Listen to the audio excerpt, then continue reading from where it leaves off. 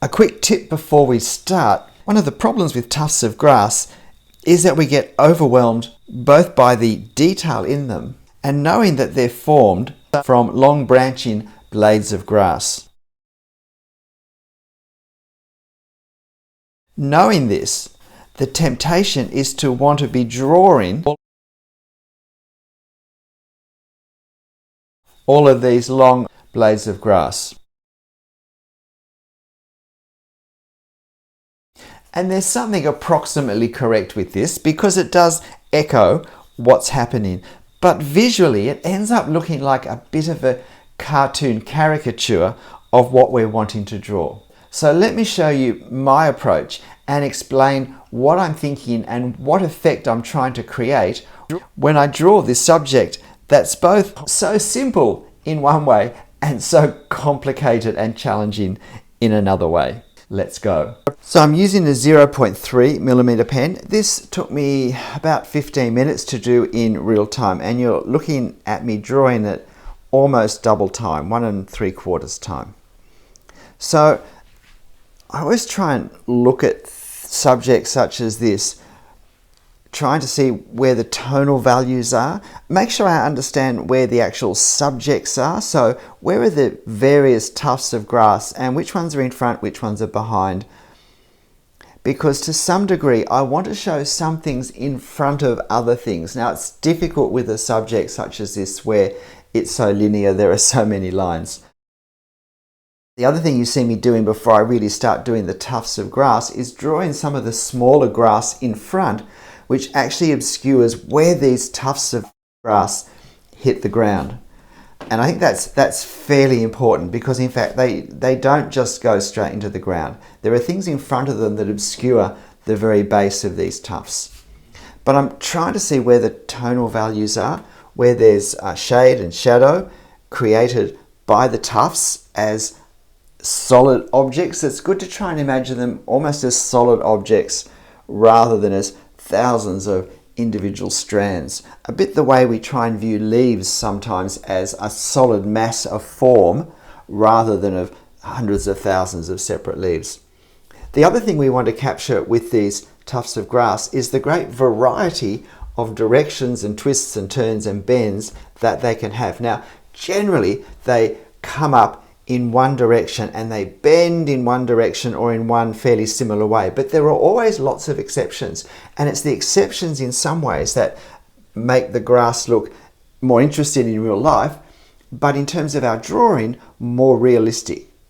And again, the temptation is just to do a fairly stereotyped tuft with everything going in the one direction and bending in the same way. So I'm doing this tuft of grass off to the side, which is further back. These grasses aren't all the same either. They're not all the same type, not all the same species of grass.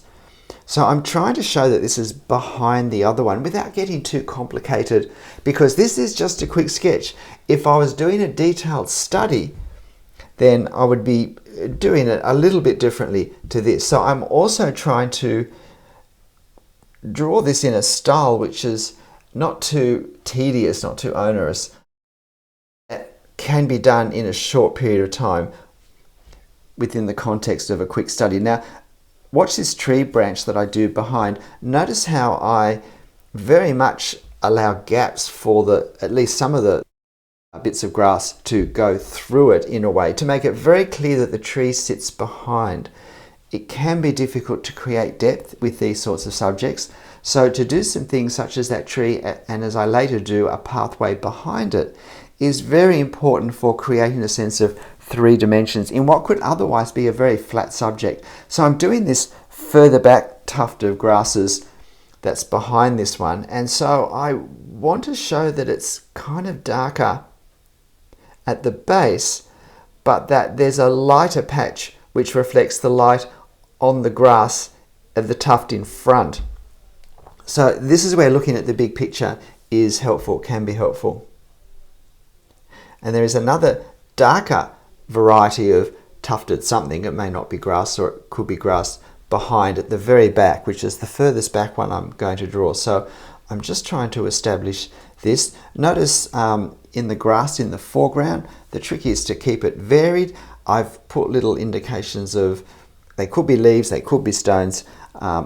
It doesn't have to be clear, but it just, again, adds linear and textural variety in our foreground, which is what we see even in grass, especially this sort of grass. There's lots of little bits and pieces, bits of bark, gum nuts, and all manner of things. I'm suggesting a few seed pods on top of some of these blades of grass, but not too many, because that's not a big part of how these tufts are looking at the moment. And I think it's actually only that plant in the back right which has the seeds forming on the end of the tufts.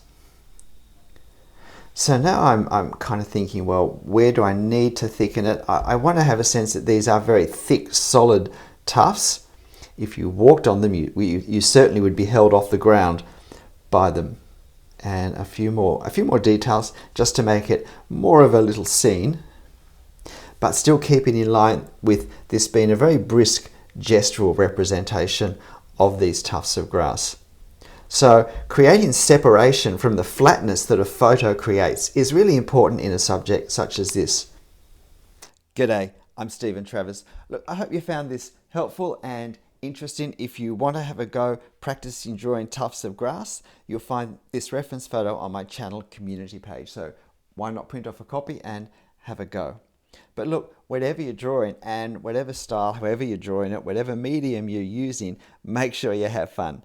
I'll see you next time. Bye.